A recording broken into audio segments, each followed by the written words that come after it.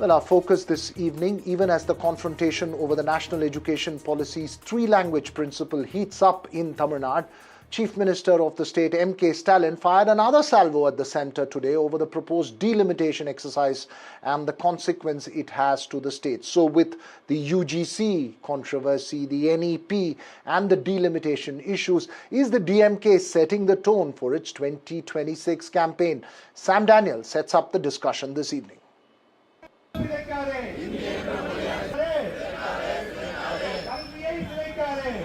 DMK student wing took to the streets across Tamil Nadu, building its offensive over what it has called Hindi imposition by the centre in the garb of three-language policy of the NEP. The education system we follow is don't impose Hindi. Even without the Hindi, we have proved in the past, we are proving currently, even today. Despite the centre's categorical rejection of Hindi imposition, the DMK seems to have virtually declared the narrative that it will set for the 2026 assembly polls. Even as the NEP confrontation plays out, Chief Minister MK Stalin declared another attack on the centre over delimitation of parliamentary seats. He has now called for an all-party meeting to discuss delimitation, all of it playing to the DMK's narrative of the state's interest under threat and projecting itself as the only force for defending Tamil Nadu. தென்னிந்தியாவுடைய தலைக்கு மேலே ஒரு கத்தியை தொங்கிக்கிட்டு இருக்கு. இதனால் தமிழ்நாட்டுடைய குரல் நசுக்கப்படுது. இது வெறும் உறுப்பினுடைய எண்ணிக்கையை பற்றி கவலை மட்டும் இல்லை, நம் மாநிலத்துடைய உரிமையை சார்ந்தது என்பதை நாம் மறந்துடக்கூடாது. The BJP has been keenly defending itself against the DMK's offensive. It even launched a signature campaign. But it faces trouble within its own ranks. As a party leader, Ranjini Nachiyar quit the Tamil Nadu BJP, protesting language imposition. From northern India, our sisters and brothers are traveling. So it is railway station. Railway is connecting all the states from north to south. What authority you have to erase that Hindi words? Call it Hindi imposition or a fixed mindset. The heated exchange over language brings back memories of the anti-Hindi agitation in the 60s. Politically, with elections due next year, the ruling DMK is upbeat that this would bring political dividends.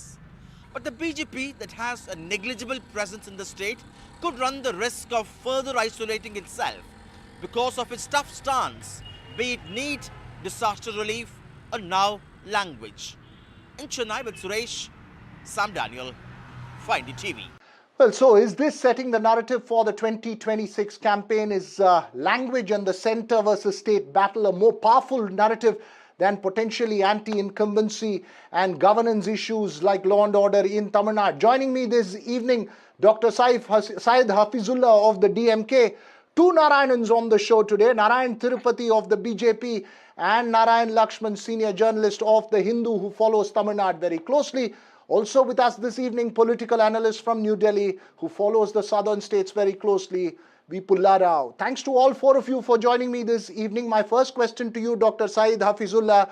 The insinuation is that these are purely politically motivated protests, especially on the NEP issue, primarily the DMK trying to set an electoral narrative to combat anti-incumbency and governance issues. Absolutely, I deny all the charges regarding this because it is not the DMK which is initiating all this protest. It is just a reaction to how the union government is treating Tamil Nadu. Right from the UGC regulation or the imposition of a third language in the national education policy, the following comments by the union education minister saying that the constitution is same for the entire country and Tamil Nadu should be forced to accepting the third language formula. These are the statements which made the DMK, it's not only the DMK, but the entire Tamil Nadu, except for the BJP, which stands solitary in this issue, are unified in this call of NEP or the three language formula or the UGC. In fact, even the allied partner of the BJP are opposing the NEP, the three language formula. Hence, it is not right to say that we are setting the narrative. Rather, it is a counter to the narrative and the forceful dictatorial behavior of the union government that we are reacting. Today's issue of the delimitation is also a legitimate concern, legitimate expectation of the government. We see when it comes to devolution, we are already in shortage of funds, and we have time and again we have been given a lot of regulations to follow just to get the rightful demand of funds that we have been getting for 20 years. So hence it becomes important for the government of the day of Tamil Nadu and the leading political party in Tamil Nadu to stand for it, right? So it is inappropriate. Rather than calling our protest as a narrative setting, BJP should introspect on why they are isolated, why they stand in isolation regarding such issues. This is not the voice of the DMK, but it is the voice of entire Tamil Nadu except for the BJP. Okay, Narayan Tirupati, respond to that. The BJP finds itself in a spot. The BJP has put itself into a corner on all these issues and has handed the DMK issues, which are both emotive and political in nature, for it in the state. That's what the DMK spokesperson is saying, and some analysts may agree. In this issue, the entire public are with the BJP in Tamil Nadu. We need to. I am very strongly saying this because the policy, what they say, the two language policy, they say it is in Tamil Nadu in force, is not correct. There is a three language policy for 50 to 60% of the students. The private students, private CBSE students or matriculation, they all teach three language. And out of this, even including the first family of DMK, Sunshine School, it is the third language, particularly Hindi, is being taught. And whoever today, they went to Sangaran Govil, they had, black post this Hindi word, everything. That person's children also studying in, Hindi, they are studying in a Hindi subject they have in their school. So this is the issue. You talk about social justice. Social justice is what? Equal to everyone. In Tamil Nadu, there is no policy. Policy for two language is only for the poor rural government school students. The wealthy students are the educated businessmen having their professional education, including the DMK people, including Mr. Stalin's family, including Duray Murugan's family. Everybody, they are charging huge by teaching three language. If this if Hindi or the third language is taught in government schools, then they cannot do their business. That is the reason the DMK is opposing this. I am telling you, very clear question, Virag. Is it your policy? If it is a policy for Tamil Nadu, Hindi should not be, or third language should not be there in any of the schools, whether it is private or government, what is there? But this is only for the poor rural government school. That is why Udayanidhi Stalin said, why third language are for them? We are giving food and free uniform. That is what Udayanidhi Stalin said. Okay, I will get a response from the DMK spokesperson, but Narayan Lakshman, one of the irony of this debate is that the principal opposition party in the state, the AIADMK, doesn't seem to be the one which is opposing the DMK on this issue, or the DMK taking the AIADMK on. Unfortunately, when we tried to get some AIADMK spokespersons, they weren't available today. In fact, one messaged me saying, sir, TV debates are for BJP and DMK. Real politics is for us on the ground in Tamil Nadu. Is this language and this optics going to be really the dominant narrative, the center state battle, the dominant narrative in 2026? Because it was in some sense the narrative in 2019, in 2021 and in 2024. Does it seem to be emerging as the primary dominant narrative, A, and B, does it still have strong electoral resonance in a state like Tamil Nadu? Absolutely, Virag. I think your question goes to the heart of Tamil Nadu politics and how it has evolved over more than 5 decades. half a century, since the Dravidian movement fundamentally changed the landscape and gave the Dravidian parties, both the DMK originally and then both DMK and AIA-DMK in alternate succession and power, it gave them that sense of dominance. And that dominance was very much built on language as a core issue. There were several other core issues, obviously, and they're all linked. One of them is state autonomy. So, rule making from Delhi, a faraway Delhi, which was, associated with Hindi, with upper caste, with North India, and considered quite removed from the interests of the Tamil people. To fight against that, to secure the rights of this state and its people against a domineering New Delhi and its politics, has always been the underlying theme and has continued to dominate every election here in some form or the other. Indeed, it's quite ironic that the BJP actually, in trying to, find a foothold, a small chink in the armor of the Dravidian parties and get its way in, is actually tacitly acknowledging the importance of language when it launches this kind of full frontal attack in terms of the NEP and forcing it, without any, significant level of discussion with the state leaders. So the BJP is therefore very much aware that it has to win the hearts and minds of people through such issues as language, on issues as state economy, for example, touting the benefits of double engine growth, the double engine model and so forth. So you're going to see these as the dominant themes, and among them, language definitely stands out because it is also linked to cinema, it is linked to poetry, it is linked to the language of the Dravidian movement, which was basically a social revolution of sorts, which changed the state. Right, you're making an important point there. Remember, there is an emotive narrative as well as bread and butter issues which play out separately. Before I get to Mr. Pullarao to get the larger national context of it, very briefly, Narayan Tirupati, one of the problems is that virtually every party in Tamil Nadu seems to be on another tangent. The BJP is on another tangent. Is there a reflection within, and is there a question of recalibrating as far as this issue is concerned? Isn't there a worry that it could become even difficult for local regional parties to ally with the BJP? No, Raghav. See, I'm telling you, there are two things. In 1960s, when Hindi education was there were no private schools. Nobody was learning, the third language anywhere in Tamil Nadu. Today, the scene is totally different. More than 50% of the Tamil Nadu students, Tamilians are learning a third language in their schools. So the policy of two language or three language is diluted. We have to understand this. So again and again, I'm telling you, this two language policy, what they are saying is only for poor rural students. That nobody answers. It is really unfortunate that a person like a senior journalist like Mr. Narayan Lakshman is saying about that it's a tradition, Dravidian tradition. All those things are really not right. Number two, when the three language formula was introduced way back in 60s, again Hindi was a compulsory Let me get Syed to respond to that. Syed, Narayan Tirupati's charge is that CBSE and upper class.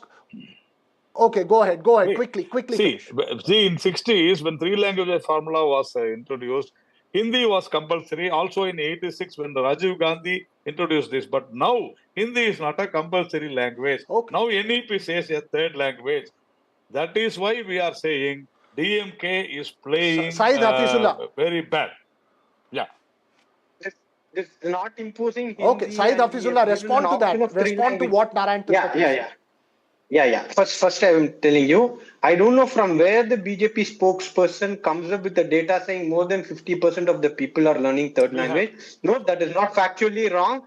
Just because there is a private college, just because there are private schools, that doesn't mean there is a three language formula. That's a lie that has to be spoken out. Second point, see, you're talking about education. Sir, private hospital gives a lot of vaccines for the private students. I'm coming to private schools. There are swimming classes, there are archery classes, there are boxing classes, there are fitness classes and a lot more. So are you going to include everything in that?